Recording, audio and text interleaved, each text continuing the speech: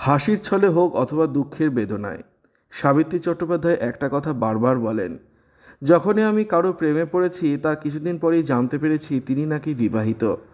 এই কথাটি হয়তো মজার ছলে নেন অনেকেই, কিন্তু এই কথাটির মধ্যে কতটা যে দুঃখ লুকিয়ে আছে তা একমাত্র জানেন সাবিত্রী দেবী। সাবিত্রী চট্টোপাধ্যায় এবং উত্তম কুমারের প্রেমের সম্পর্কের কথা আমরা তো সকলেই জানি, কিন্তু আপনি কি জানেন উত্তম কুমারের পরেও সাবিত্রী দেবীর জীবনে এসেছিল প্রেম? উত্তম কুমারের জীবনে প্রেম এসেছিল একাধিকবার। ব্যক্তিগত জীবনে তিনি গৌরী দেবীকে বিয়ে করলেও সুচিত্রা সেনের সঙ্গে উত্তম কুমারের সম্পর্ক নিয়েও কম জলঘোলা হয়নি।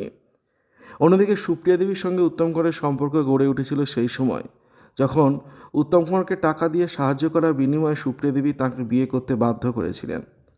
কিন্তু যে প্রেমিকার কাছে বারবার নতজানু হয়েছিলেন উত্তম কুমার, তিনি হলেন সাবিত্রী চট্টোপাধ্যায়। উত্তম কুমারের প্রেমের কাছে নতি স্বীকার করে নিজেকে আজীবন বিয়ে থেকে সরিয়ে রেখেছিলেন সাবিত্রী দেবী। অন্যদিকে উত্তমও যেন কোনোভাবে মেনে নিতে পারেননি যে তার প্রিয় সাবু অর্থাৎ সাবিত্রী অন্য কারোর সঙ্গে বিয়ে করবেন। তাই সাবিত্রী দেবীর বিয়ের প্রস্তাব এলেই বারবার ভেঙে দিতেন তিনি।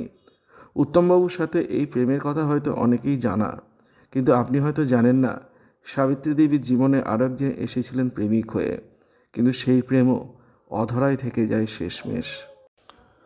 উত্তম পরবর্তী সময়ে যে মানুষটি সাবিত্রীর মনের মণিকোঠায় জায়গা করে নিতে পেরেছিলেন তিনি হলেন শবেন্দ্র সিং।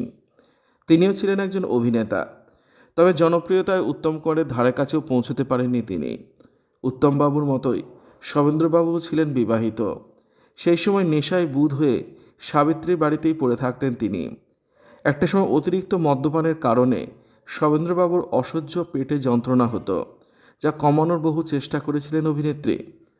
অবশেষে যখন মুম্বাইতে অস্ত্রোপচারের জন্য নিয়ে যাওয়া হয় শবেন্দ্রবাবুকে, তখন তার সঙ্গে মুম্বাইতে যেতে চেয়েছিলেন সাবিত্রী দেবী, কিন্তু পারলেন না। মুম্বাই যাওয়ার সময় সাবিত্রী দেবীকে না নিয়ে গিয়ে নিজের স্ত্রী এবং সন্তানকে নিয়ে গিয়েছিলেন শবেন্দ্র। পুরুষ মানুষ তো। অন্যদিকে অন্যের ঘর ভাঙবেন না বলে সাবিত্রী দেবীও কোনো কথা বলেননি, তবে মনে মনে তিনি শবেন্দ্রকে দিয়েছিলেন নিজের স্বামীর স্বীকৃতি। নিজের আত্মজীবনী সত্যি সাবিত্রীতে সাবিত্রী চট্টোপাধ্যায় শবেন্দ্রকে নিজের স্বামী বলে উল্লেখ করেছিলেন। শবেন্দ্রের মৃত্যুর সময় সাবিত্রী দেবীকে তার ধারে কাছেও ঘেঁষতে দেওয়া হয়নি, এমনকি ফুলের মালাটিকেও পরাতে দেওয়া হয়নি তাকে। এভাবেই হয়তো ফের ভালোবাসার কাছে নতি স্বীকার করতে হয়েছিল সাবিত্রী দেবীকে।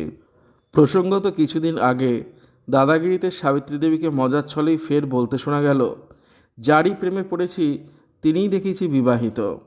এমনকি পরাণ বন্দ্যোপাধ্যায়ের সঙ্গেও যে তার বিয়ের সম্বন্ধ হয়েছিল সে কথাও তিনি বললেন হাসতে হাসতে। কিন্তু এত হাসির মধ্যেও যে সাবিত্রী দেবীর চাপা দীর্ঘশ্বাস লুকিয়ে থাকে সেটা হয়তো আমাদের চোখে পড়ে না। শাঁখা সিঁদুর না পড়েও তিনি বারবার নিজেকে সঁপে দিয়েছিলেন মনের মানুষের কাছে, কিন্তু চিরকালই খালি হাতে ফিরতে হয়েছে তাকে। ভিডিওটি ভালো লাগলে লাইক করবেন, শেয়ার করবেন, কমেন্ট করে আপনার মতামত জানাবেন, আর অবশ্যই চ্যানেলটি সাবস্ক্রাইব করবেন। ধন্যবাদ।